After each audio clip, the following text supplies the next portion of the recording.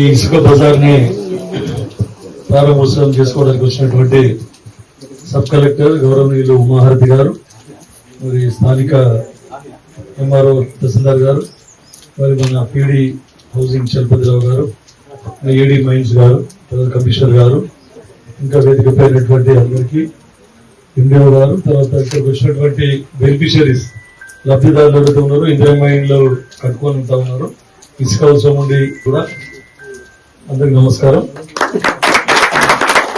ఈరోజు ఎన్నో రోజుల నుంచి మనము ఎదురు చూస్తా ఉన్నాం, సార్ ఇసుకెప్పుడు అని చెప్పేసి కొంతమంది ఇసుక గురించి చాలా కాస్ట్లీ ఉందని చెప్పేసి ఆపేసుకోవడం జరిగింది.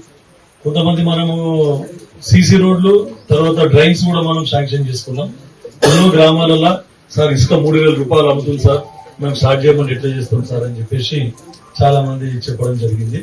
కాబట్టి ముఖ్యంగా ఇందిరమ్మ ఇళ్ల గురించే మన ప్రభుత్వం, తర్వాత గృహ నిర్మాణ శాఖ మంత్రి కోమిరెడ్డి శ్రీనివాస్ రెడ్డి గారు వాళ్ళందరూ కూడా ప్రతి నియోజకవర్గంలో ఈ ఇసుక బజార్ ఏర్పాటు చేయాలని చెప్పి చెప్పడం జరిగింది.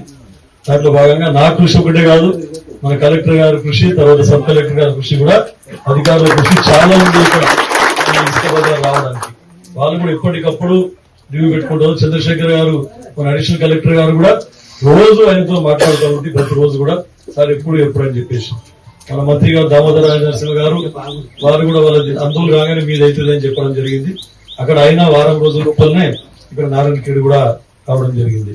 తర్వాత మనం శ్రీకాంత్ ఎవరైతే ప్రాజెక్ట్ ఆఫీసర్ దీనికి శ్రీకాంత్ ఉంటాడు, మీరందరూ కోఆర్డినేట్ చేసుకోండి. ఏమన్నా ఇసుక గురించి వచ్చినప్పుడు ప్రొసీజర్ వాళ్ళు మీకు ఏఈలు తర్వాత మీ పంచాయత్ సెక్రటరీలు టోటల్ గా చెప్తారు. కాకపోతే ముఖ్యంగా మీకు చెప్పేది ఏంటంటే పీడీ గారు మన తర్వాత డిప్యూటీ ఏఈలకి మా ఊరు కొంచెం పాపం ఇన్నోసెంట్ వాళ్ళకు బ్యాంక్ అకౌంట్స్ ఆన్లైన్ లో బుక్ చేసుకోవడం కొంచెం రాదు. కొంతమందికి బ్యాంక్ అకౌంట్లు కూడా చాలా మట్టుకున్నాయి, కానీ కొంతమందికి లేకుండా ఉంటే వారికి పేమెంట్ ఎట్లా చేయాలనే ఉద్దేశంతోనే వాటికి మరి మీరు కొంచెం చెప్పాల్సిన అవసరం ఉందని కూడా చెప్తా ఉన్నాను. తర్వాత ముఖ్యంగా ఈ బిల్లుల గురించి కొన్ని టెక్నికల్ ఇష్యూస్ వల్ల కొన్ని బిల్లులు రాలేదని చెప్పేసి చాలా మంది బెనిఫిషరీస్ అడుగుతా ఉన్నారు. నేను వారికి పీడీ గారికి వారి సిబ్బందికి నేను రిక్వెస్ట్ చేస్తా ఉన్నా, ఇట్లా తీసుకొని పోయి ఎంపీ దగ్గరికి మీరు తీసుకొని వెళ్ళినారు, మీ ప్రయత్నాలు మీరు చేస్తున్నారు, కానీ కొంచెం అష్యూరెన్స్ ఇచ్చి మా వాళ్ళకి కొంచెం లేట్ అయినా మీ బిల్లులు ఎక్కడ వస్తాయని చెప్పేసి. తర్వాత ఇంకా కొంతమంది మరీ ఇల్లు పెద్ద కట్టుకుంటాము, కొంచెం జరిగితే ఇయ్యాలా, ఏమైతున్నది మీరు ఇచ్చే 5 లక్షలు ఇవ్వండి, మేము మొత్తం పెద్ద కట్టుకుంటాం అంటున్నారు. ప్రభుత్వం దానికి ఎలాంటి కూడా మనకు అవకాశం ఇవ్వలేదు.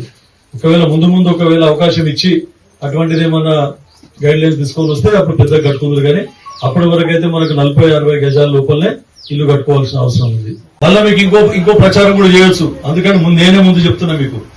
ఇన్ని కార్యక్రమాలు మనం చేసుకుంటూ పోతా ఉన్నాం. సార్ ఇప్పుడు ఇసుకకి ఏం పెట్టినట్టు ఒక రేటు పెట్టింది 1,200 రూపాయలకు టన్ను మనకు. అంటే ఒక ట్రాక్టర్ లో ఒకటేసారి ట్రాక్టర్ కిరా ఎక్కువ అవుతుంది, మేము టిప్పర్ గానీ లారీలో గానీ తీసుకొని పోతామనంటే వాళ్ళందరికీ ఒకటేసారి మీకు ఎట్లయితే ఉందో నామ్స్ మెయింటైన్ చేసుకుంటూ వాళ్ళకి ఒకటేసారి ఇచ్చేసేయండి, అక్కడ పోయినాక వాళ్ళు డివైడ్ చేసుకుంటారు. ఇంకొక ముఖ్య విషయం చెప్తా ఉన్నా, నిన్న డిస్కస్ చేసిన శ్రీకాంత్ గారితో, తర్వాత చైర్మన్ గారితో, ఇరావత్ అనిల్ కుమార్ గారు చైర్మన్ వారితో, ఎండీ గారితో ఎప్పటికప్పుడు మాట్లాడుతూ ఉన్నాం. ధర ఇంతకంటే తగ్గేందుకు ఏం ప్రయత్నం చేయాలని అంటే నిన్న పక్క జూకల్ శాసనసభ్యులు గౌరవనీయులు లక్ష్మీకాంతరావు గారితో కూడా మాట్లాడి జూకల్ల క్వారీస్ తెలవలేదు ఇంకా అని చెప్పేసి. జూకల్ల క్వారీస్ తెలిస్తే మనకి కొన్ని ఇబ్బందులు ఉన్నాయి, ఆ ఇబ్బందులను అధిగమించి ఇక్కడ నుంచి మనం ఒకవేళ మనకు దగ్గర అవుతుంది కంటి మండల్ గాని కల్లేరు మండల్ గాని గౌరవ శాసనసభ్యులు గారు మాకు దిశానిర్దేశం చేసి ఇక్కడ తొందరగా మనకి ఇక్కడ ఏఎంసీ అంటే అగ్రికల్చర్ మార్కెట్ కమిటీలో అన్ని వసతులు కల్పించి మనకు రావడానికి సార్ మనకు దిశానిర్దేశం చేసి మనకు తొందరగా ఇప్పించడానికి కృషి చేసినారు. వారికి ఈ జిల్లా యంత్రాంగం తరఫున ధన్యవాదాలు తెలియజేస్తున్నా సార్.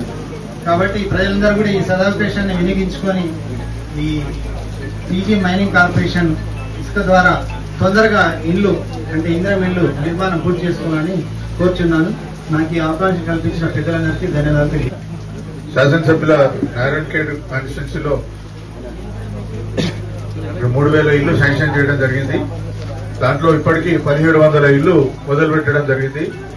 వాటిలలో 1000 బేస్మెంట్లు అయినాయి. 702 మందికి మేము ఇప్పటికే ₹1,00,000 చొప్పున ఆల్రెడీ ఇవ్వడం జరిగింది. ఇసుక ఇబ్బంది ఉన్నది.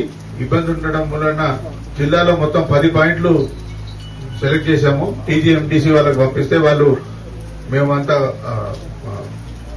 స్టార్ట్ చేయడానికి దాదాపు ₹1 కోటి ఇదైతుంది, పెట్టలేము. ఒక 3 మాత్రం ఇవ్వడం జరుగుతుందంటే మన ఎమ్మెల్యే గారు పట్టుబట్టి నా దగ్గర నారాయణఖేడ్ లో 2 ఖచ్చితంగా, నిజాంపేట ఒకటి, నారాయణఖేడ్ ఒకటి ఇవ్వాల్సిందే అని పట్టుబట్టారు. దాంట్లో ఇవాళ మార్కెట్ కమిటీలో ఈ అవకాశం ఇచ్చిన అందరికీ ధన్యవాదాలు. అందరికీ నమస్కారం. మనం ఈ రోజు శాండ్ బజార్ ఫార్మల్ గా ఇనాగరేషన్ చేసుకోవడం జరిగింది.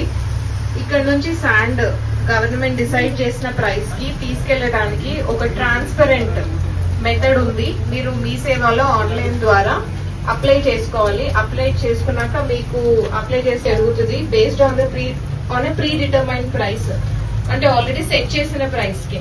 ఆ ప్రైస్ కి మీరు కట్టి మనం రిసీట్ తీసుకొని ఇక్కడికి వస్తే మన ఎండిసి వాళ్ళ స్టాఫ్ ఉంటారు. వాళ్ళు ఆ రిసీట్ చూసి అక్కడ వెయ్ బ్రిడ్జ్ ఉంటుంది. ఆ వెయ్ బ్రిడ్జ్ మీద మీరు ఎంతైతే అప్లై చేశారో, మీకు ఎంతకైతే రిసీట్ వచ్చిందో అంత శాండ్ లోడ్ చేసి ఇస్తారు. సో మై రిక్వెస్ట్ ఇస్ అందరూ కూడా ఈ ప్రాసెస్ ని రెస్పెక్ట్ చేయాలి. ప్రాసెస్ ఖచ్చితంగా ఫాలో అవ్వాలి. అప్పుడే మనం అనుకున్న ఉద్దేశం, ఏం ఉద్దేశంతో వచ్చాం, ఎవరైతే పేదవాళ్ళు వాళ్ళ ఇల్లులు కట్టుకోవడానికి ఇసుకకి ఇబ్బంది పడుతున్నారు, ఆ ఇబ్బంది పడకుండా వారికి తగిన ప్రైస్ లో తగిన అమౌంట్ ఇవ్వగలుగుతాం. అందరూ ఈ ప్రాసెస్ ని రెస్పెక్ట్ చేయగలుగుతారు. సో అందరూ చేస్తారని అనుకుంటున్నాను.